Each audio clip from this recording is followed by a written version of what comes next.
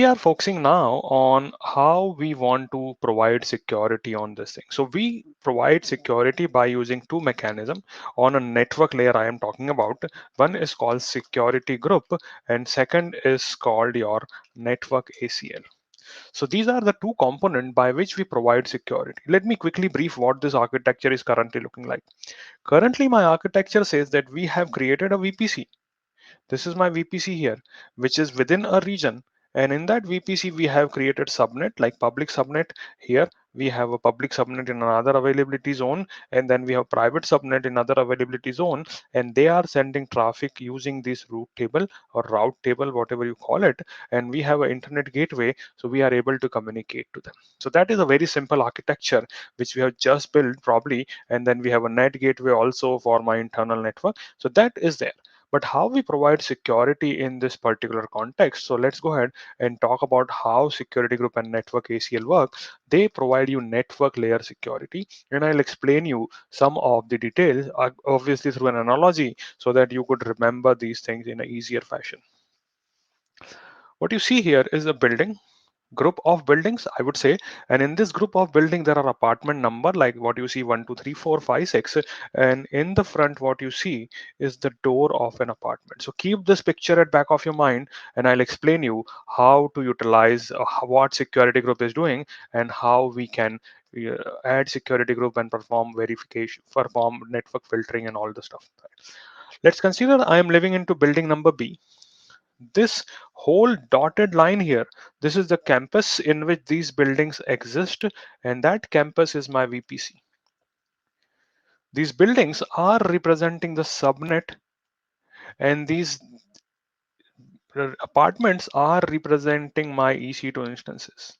So what I'm looking for, I want to communicate maybe from instance number 5 to instance number 4 or maybe somewhere else. So I am in a VPC, I have my EC2 instances ready, and now I want to communicate maybe from apartment number 5 to apartment number 2, but within the same building, right?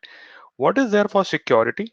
For security, every apartment has their doors, and for the whole building, there is a security guard, and security guard is there in every building as we see here. So this is my current deployment of application or current way of communication across building. Let's see if the communication has to happen from number 5 to number 2.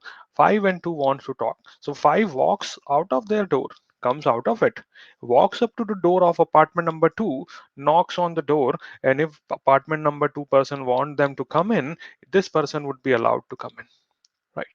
In this case, the only security apparatus which is used is your door, right?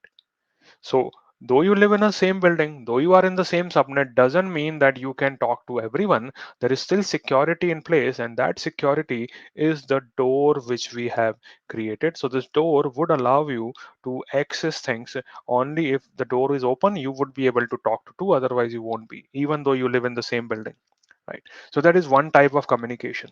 Now, second type of communication, what if a person from one building wants to talk to another building person or want to walk up to their door? So let's say here is my apartment number 3. It wants to talk to someone in other building. So it has to first come out of its door, go through security guard of building A, walk up to building C, pass the security guard the inspection, and maybe then knock on door of apartment number 1. Do you see the difference in the journey?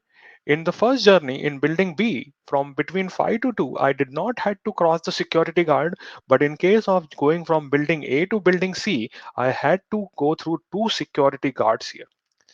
What these doors are representing here? Doors are representing your security groups. I'll explain that in a minute. Your security guard here is representing a network ACL, network access control list, right? So we will see what can be done, and we will be discussing these information. Let's see how we will be seeing this information in that. Question from Pawan. I want to thank you again for similar session, which I watched, explained. My concept was actually clear since then I performed some of the complicated architecture hands-on. Thanks for sharing that, Pawan. Thank you that we are happy to hear that these sessions are helping you. So yeah, thanks for sharing that detail. So So we will focus on how the communication happens, how these services work together. So when I'm saying I want to provide security to my architecture, I would go ahead and implement network ACL. Network ACLs are implemented on a subnet level. See this, right? So what you see here, this is the whole building. And in this whole building, we have a network ACL, which is a security guard, which is allowing my traffic or denying my traffic. So that is all happening here. Right? This is my network ACL. And network ACL, if you see, is there in every subnet. You cannot have a subnet which is not having a network ACL. You would always need network ACL. No subnet can be created by without a network ACL. Question to you. When you create a VPC, is there a default NECL? Anyone?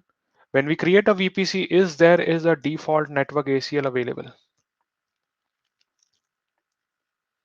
Anyone heard about default network ACL? Yes, that is. So when you create a VPC for the very first time, or even if you have a default VPC, there are few components which are already there. So whenever you create a VPC, along with that, you get a network ACL created, you get a security group created, you get what else? Route table created, and you get your DSCP options created. This happens every time you create a VPC. Obviously, you can change it if you require, but these are automatically getting created for you so that you do not have to learn about lots of stuff before you actually get started. So NACL is there, security group is there, route table is there, and they will provide you the security. Right. So this is what NACL is. NACL is on a subnet level, and let me go to console and show that to you so that you would associate what I'm talking about here. So you could go to this network ACL and security group directly from VPC section, or you could go here into EC2 also, and here is my selection of security group. I could identify security group from here, but for my NACL, I have to go to the VPC section. So I'm going into VPC section, and we will see that. Haripriya has a question. What is a DSCP? DSCP is called Dynamic Host Configuration Protocol. It's like giving you a IP address. Like when you join a company, HR department would be giving you a employee ID, right? That has been just given to you because you are an employee. Similarly, when you join a network, you would be needing a IP address to communicate. Either somebody can manually configure it, but it would be very complicated. Rather than that, you would be getting a IP assigned by a central server. A handshake mechanism to bind two parties, in a way yes, in a way yes, but it cannot be two parties, Mahi, because IP addresses can be allocated in manual way also. But yes, for DSCP that is a good approach. Like there is a service who would give you IP address, and then you will use it. Same like when you buy a mobile, you get a SIM, and on that SIM you would get a mobile number, and that will become your communication point. Same way, when a DSCP is there, it would give you IP address and it would become your communication channel. Right. So I'm here on my VPC and I'm interested into security. I would go to a network ACL. Network ACL are existing for me by default, and if I want, I could create a new network ACL also, and I am calling it, like, let's say BeSA NECL 01. I have to select which VPC it would belong to. So maybe I'm saying I want to make it available to BESA VPC 01, and that network ACL is created. Creating it won't do anything, it is just creating it.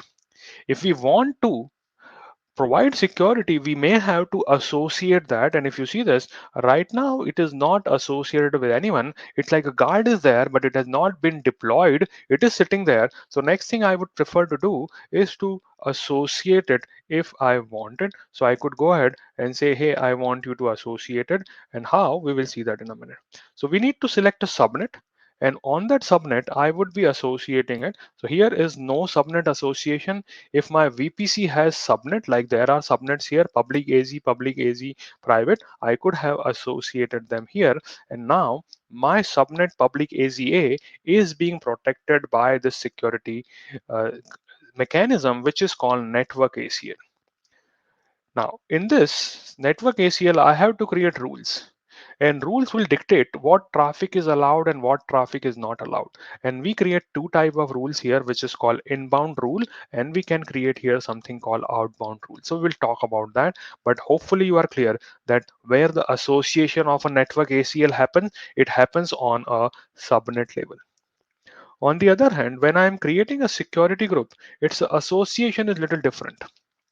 Security group is again a type of firewall, and through this firewall, we can control what traffic is allowed to come in. So let's say I am creating a security group. I would again call it BeSA SG01. I could select a VPC where it would be belonging to. So I have to select, let's say this will be in BeSA VPC01, and I could have an inbound rule. See this?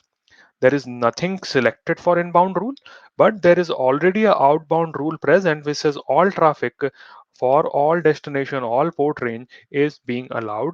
And if I create this, this security group will allow all outside traffic, and it would be not allowing any incoming traffic by default. I have to give a description, and I'm utilizing this thing. What are the critical risks associated with misconfigured security group and network ACL? Junior, what are the risks if you leave your door open in your house? Get the point? Unnecessary people can come in. That can same happen. People may access your services which you don't want them to access, right? It's same like keeping your main door open for anyone to walk in. That would be a risk associated with a misconfigured security group. That is one. Or if you misconfigured in a way that you logged it and lost the key, so what would happen in that case, that you won't be allowing required traffic to come in because the key is not there. So you need to know that door is not a wall, door which can be opened, a wall you cannot open, right? So door I can open for a few people, but for other I would keep it shut. Same way, I would use security group and allow some traffic to come in and some traffic I won't allow to come in. So that is what we would do. And if you misconfigure, you won't be able to talk to people whom you want to, or if you configure it very openly, a lot of unnecessary traffic would be coming to you. So that would be the risk associated with it. Right. Right. Question is, may I ask if individual application will have their own security group or NACL? I would say it depends. We do not associate security group and network ACL to applications, AB. We associated them to network interfaces or to the subnet they belong to. So yes, this is a very high chance that a similar type of services, let's say database server would have a type of security group and a NACL, and my web server would have a type of security group and a NACL associated. So probably I would say based on the group of service, based on the traffic they are expected to receive, they would have similar type of rule or may have completely different type of rule. So answer would be it depends. Right. Good. Uh, NAT gateway, I'm not covering Pawan, but I would be happy to talk about it if the time permits. I'll be happy to talk about that if the time permits. So there is a question on NAT gateway and NAT instance. Probably I will get some time to cover it. Let's see.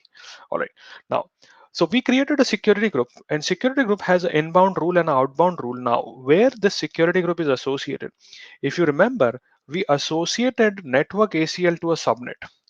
Security group is associated with a instance, and if I say very specifically, they are associated to a ENI or a network interface of an instance, right? So see this picture, this is my network ACL, and here is my security group. So security group is on instance level, or even in an instance, what can happen? An instance may have, let's say, two network interfaces, which is possible. We refer them as ENI, ENI1, Elastic Network Interface 1, Elastic Network Interface 2.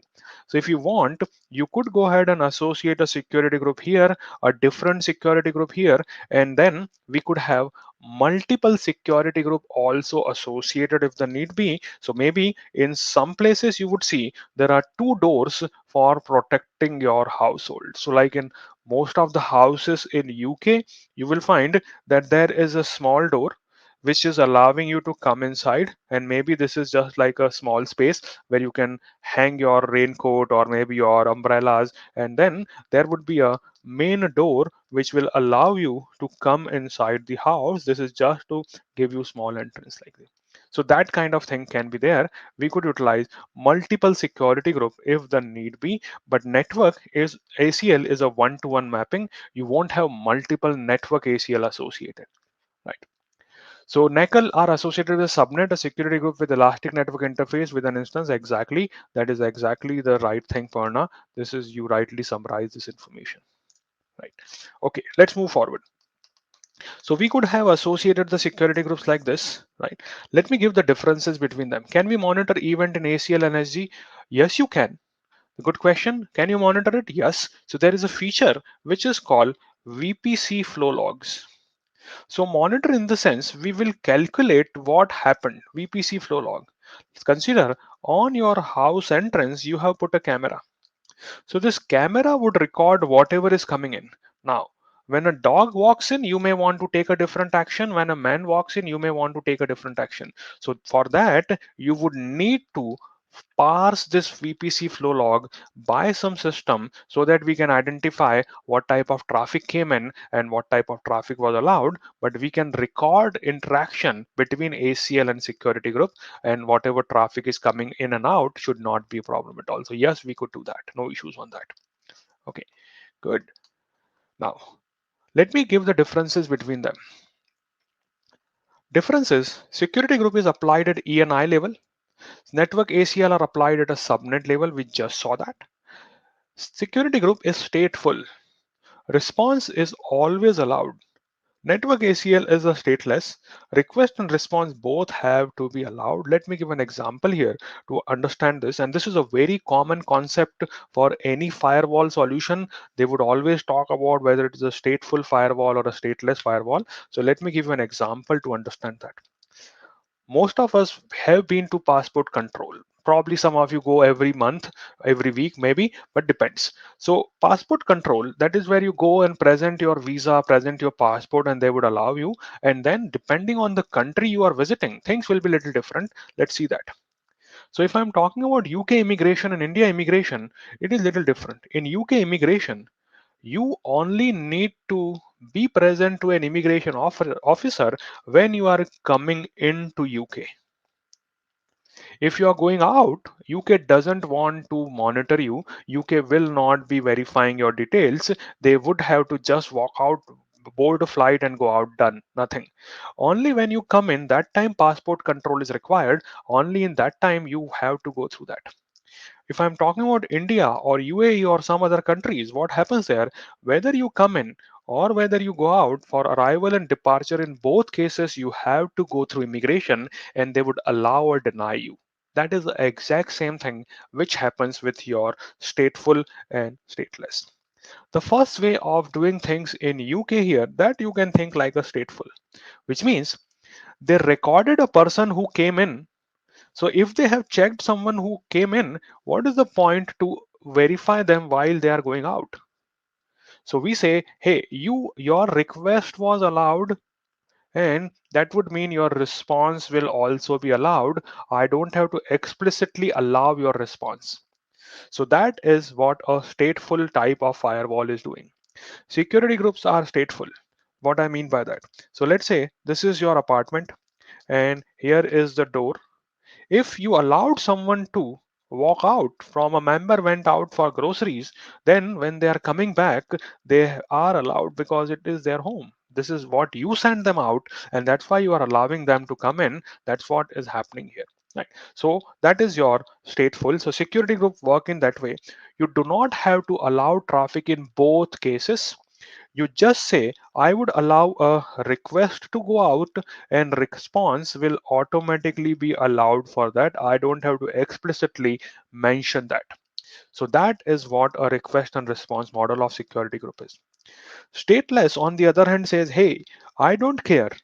If you get out, that time I would verify, and when you are coming in, that time also I would verify you. So that is how your network ACL actually works. So you have to create a rule for inbound traffic, and you have to create a rule for outbound traffic also. In both direction, you would need to create a rule, and that would be called a stateless way of executing the things, right? Let me go ahead to console and quickly show that to you. So if I'm in security group and I say, hey, inbound rule, I want to allow port number 80 to come to my server. So I would say add rule. I could select a different TCP IP or any other protocol. Let's say port number 8080 is HTTP. I want to allow traffic from anywhere. That is one option. Or I could say I want to allow it from only my public IP. So it would detect my IP and put it here. This is my IP as of now. Or I could say no, I want to allow traffic only if it is coming from 10.0.0 or something, then only I am going to allow, otherwise I won't be allowing it. So that is up to me how I want to allow traffic. So this is inbound rule. If the traffic was allowed in, its response will automatically be allowed. So what I don't have to do, I do not have to create an outbound rule also. If I have created an inbound rule, HTTP request allowing for port 80, its outbound will automatically be get allowed. I don't have to specify that. Right. And a default rule exists which says all traffic is allowed to go out, which means if you are living in a home, you could anytime open it and then move forward and go to any places you want. You are not barred from leaving your own house. Similarly, you are not barred or you are not stopped from leaving a EC2 instance and go out to the external world if you are using default security group. But you can change it if you want to. Right. Maybe I would say my kids cannot go. Obviously, my kid is very young now, 18 years, so won't be having a problem. But when he was young, I would not allow him to go on his own from my house. So I could have barred the gate most of the time. Right. Now, talking about a network ACL, let's go ahead and talk about a network ACL. In network ACL case, you would have to associate, we did that, and you have to create rule in both direction. So this is the inbound rule, and the new inbound rule here says that this one is denying everything. So by default, it is denying everything. This is a ACL which I created. Right. This is the ACL which is created by me, which is called BeSA NACL01. And in that, there is a deny rule at the bottom for inbound traffic. And same way for outbound traffic, also there is a deny traffic. So there is nothing allowed in, nothing allowed out. If I want to allow a specific traffic, I would have to add that rule. So I would say inbound rule, hey, I am allowing you to accept traffic coming from port number 80 or for port number 80. So I would create a rule. I would provide a number. I'll explain that in a minute. And I could say I want to allow HTTP and I would allow it from anywhere. Done. So this is my allow and deny. Both type of rules can be created here. So now my allow rule is ready in a network ACL. So traffic would come in, but it is not allowed to go out as of now. So what I have to do then, I have to open an outbound rule also, and then I have to create an outbound rule saying that, hey, we are rule number, let's say 100, and you would be allowing all traffic or maybe all TCP or maybe a specific type of traffic. So you decide what works well for you. You could have put that information. So I say HTTP 8080 and that can be allowed. Now, I could have said all traffic, so all traffic would be allowed to go out. So that depends on how you are utilizing your security groups and network ACL. So they both serve different purpose, stateful and stateless. I hope this thing is clear. You got a better idea of stateful and stateless. Now, this is important. If you remember, when we create a VPC, we get a default SG and we get a default NECL. What is happening here? Default SG, all inbound is allowed from the same security group. All outbound is allowed. This is what is happening. So this is my default. Default says, hey, my door is allowing everyone to walk out. No problem. And everyone's response will also be allowed back in. No problem at all on that. But if somebody is directly trying to talk to me, I won't allow it. So see this, all inbound is allowed from the same SG. What I mean by that, if we have two people living in the house, obviously they can communicate with each other. That is by default rule. So there are no issues on that. But if I am creating a new security group, then rules change. Rule says all inbound deny. Nobody is allowed to come in. All outbound is allowed. Everyone is allowed to go out. So that is my default rules, right? Okay, that is my security group. Network ACL default says All inbound allowed, all outbound allowed. Basically, this one is working as a transparent network ACL. It is not blocking anything, it is allowing everything to be allowed in and everything to be allowed out. That is a default NECL. So technically, it is non-existence. It is not allowing anyone to go out or go in. Sorry, it is not blocking anyone from go out and go in. That is my default NECL.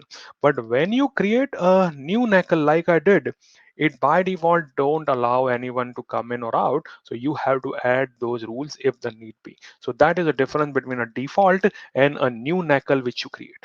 All right. Uh, One instance can have many SG assigned, right? So in one house, you may say door number one, door number two, door number three, no problem at all. And you may have to be going through all the doors to come in. So that is one. But a security guard, a subnet is one only. So you can have only one network ACL on a subnet level, not beyond it. Right. So that is how we would be utilizing that. Will we cover DMZ in the future? If not, it would be good to understand how the DMZ fits into architecture. We do not have a concept of DMZ specifically here into AWS world. But yeah, maybe when time permits, I'll talk about that. We do not explicitly call it DMZ. We just call them public or private subnet. But implementation details sometime remain the same. So we'll talk about it if the time permits. Security group, this is important. They have only allow statement. Right. Network ACL, they have allow and deny statement. Right. So allow and deny statement are there in network ACL. So if in your exam a question comes and which says, hey, IP address is troubling me a lot and I want to deny it from accessing my application, only thing I could do is through a network ACL, I could block a specific IP. But on a security group, I do not have option to block anything. That's all is there. Right. Uh, Stanislav has a question. Let me see that. And it says that don't understand default and new NECL ACL. See, let me show that and it would be much easier for you. Give me a minute. I'll go back to the console here. See this.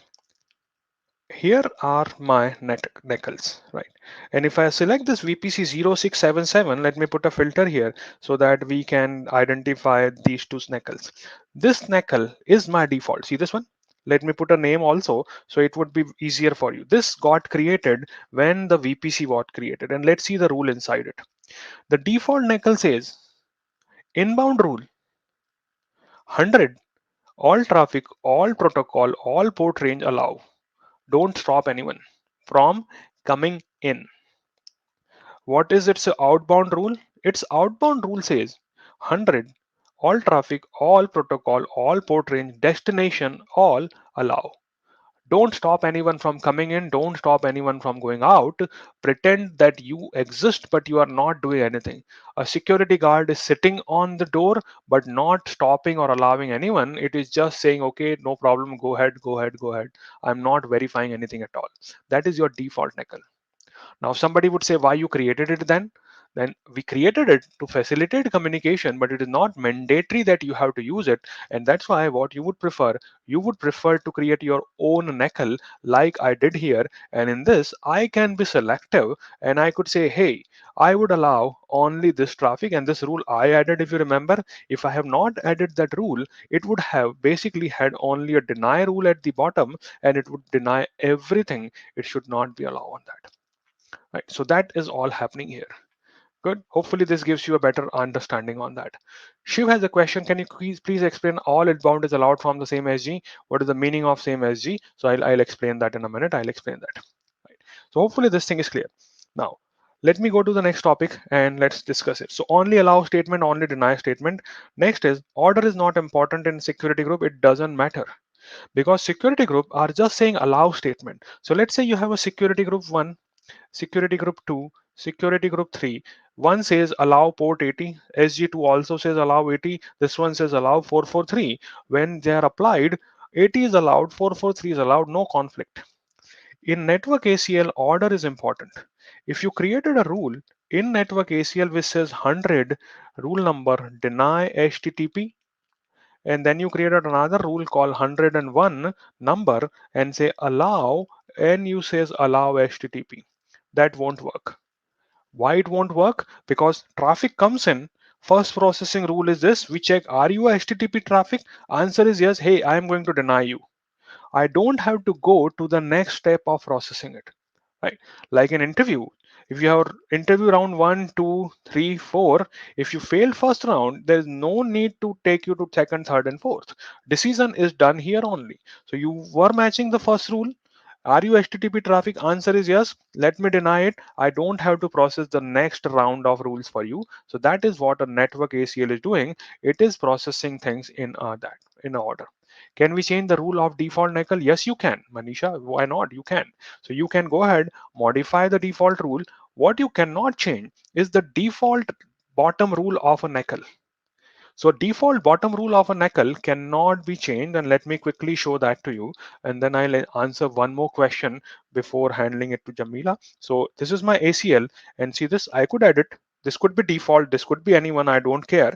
And here I can remove and add, but the last rule which says star all traffic, all deny, it cannot be modified. Most of the most of the applications of firewall would have a default deny rule. So if you are not matching anywhere, we won't be allowing you. Right. Now, let me give you an example of the next thing, which is your source of IP address, port range, and all, and that would answer the question we had about what is the difference when we say all inbound is allowed and from same security group. Let me ask you a question by drawing something here. Give me a minute. Give me a minute. Okay. Now, let's say my requirement is very simple. I have two EC2 instances. I have a EC2 instance called A. I have a EC2 instance called B. My requirement is that I want to allow port 80 traffic from anywhere. Right. This is what I have created into one of the security group 01. And I have associated the security group 01 to these machines, and these are now being associated with security group 01 here, SG01.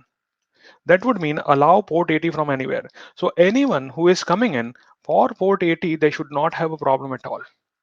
Now, in this case, my question is, if in this case, if machine A wants to ping B or B wants to ping A, will this traffic will be allowed if this is the security group and they both belong to the same network ACL? So network ACL is same, they are belonging to the same network ACL, so it won't come into picture. They both are in the same subnet, and with the security group rule, A and B wants to talk to each other. Will it be allowing that traffic or not? This is the only rule present into my security group. Will it allow ping from A to B? All right, you may be having different ideas. Let me draw that what is actually happening. Okay, this is A, this is B. They belong to same subnet, doesn't matter. This is a network interface of A, this is a network interface of B. So they both belong to security group 01, but when the security groups are implemented on them, what they are basically doing, they are implemented like this. Though it is a one security group, but it is instantiated like this, which means this is allowing SG, allowing port number 80. This one is allowing security group port number 80, no problem at all, but there is no mention of ping. So what will happen here? The ping won't work, right? So how I would utilize this if I want to allow ping between them, let me explain that thing to you in the console now. So we will see that how it will. Ping is not on port 80, yes, that is exactly, but let me see how we would allow it. So I'll go back to my security group, and where is that? Here. And in the security group, I would be saying, let's say, okay, let me utilize a security group, which we have here, launch wizard and all. I would maybe want to create my BeSA security group here. If you see this, this is my BeSA SG01. And in that, I would be creating an inbound rule. And I say, okay, I want to allow port number 80. Give me a minute. Let me copy this thing. I'll explain why I'm copying that. So here I could say I want to allow port number 80. I am editing the inbound rule and port number 80 is being allowed here. If I want, I could delete it and I could have added maybe, let's say, I want to allow only port number 443. right? So HTTPS is only what I am allowing, nothing else I am allowing, and that I am allowing from anywhere, no issues on that. But it doesn't say that we are allowing ping also. It is only HTTP. So one rule I could add here and say, hey, I would allow ICMP, which is a ping traffic. And that time I could say that is all, see this? So I am utilizing all ping traffic. And if I say now 000, that would mean I am allowing ping from everyone, but that was not my requirement. I wanted to allow ping from the people who are in the same security group.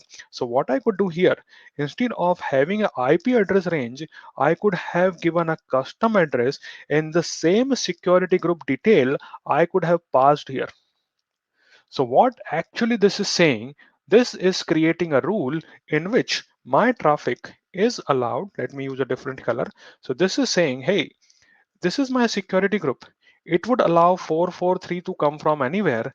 And if somebody belonging to the same security group is trying to talk to someone in the same security group, if their both security groups are matching, I would allow the ping traffic. And that is what we mean by allow traffic from the self, and this rule exists into the default security group. So what I did here, I ensured people from outside can do HTTPS, but they cannot ping each other unless and until there is a rule created. So that is my default setting into the security group. So what I could do, I could reference the same security group if the need be, or I could reference additional security groups also if the need be. So that's how we would be managing all this infrastructure.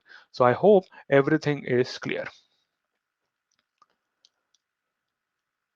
Anyone, any questions, any doubts, any confusions on this? I hope everyone is following along and understanding how they are utilizing that. All right. So you could decide on what rules you want. And one last thing, you could go ahead and create something like this. This is your web SG, this is your app SG, and this is your database SG. You would have your machines running here, web server, data application server, and so let me call it web, app, and DB. And this is my web SG, app SG, and database SG. I could create a rule here which says allow port 80 and 443 from anywhere because I want to make it a public network. And I could say, hey, ASG or your application security group, allow 8080 only if it is coming from WebSG. So only they can talk to each other. And on my database, I could say allow 3306 only if it is coming from your application security group. So what I did a nesting structure. I controlled the traffic. So everyone who is coming from web is allowed to access only this. They can't access this. But if the request comes from web tier to app, we would allow. And if app wants to talk to database, we would allow. We won't allow this direct communication also. So that's how we could nest security group and create a highly secure architecture, allowing only specific things to be allowed, not everything else. So I hope that has given you a better idea on how this kind of architectures can be created. All right. All right. So hopefully this thing is clear. Anyone who is having an issue, let me know.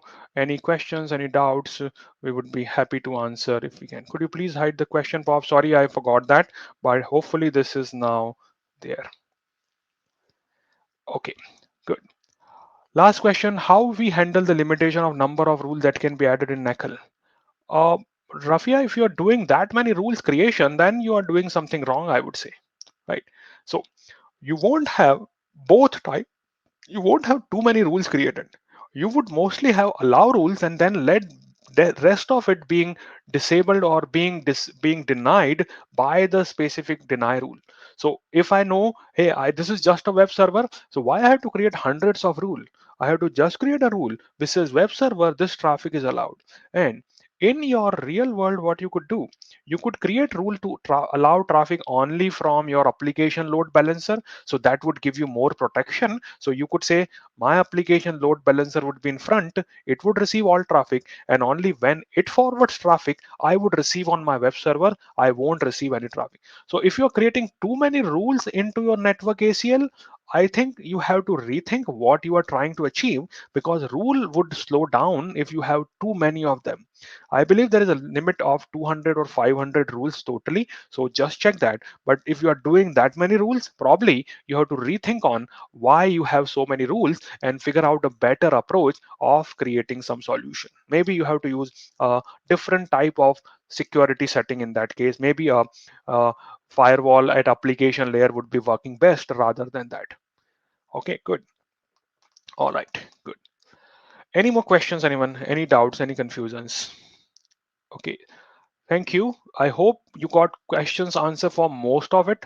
I can't answer everything. We have limited time, and I already stolen 8 minutes from Jamila's time.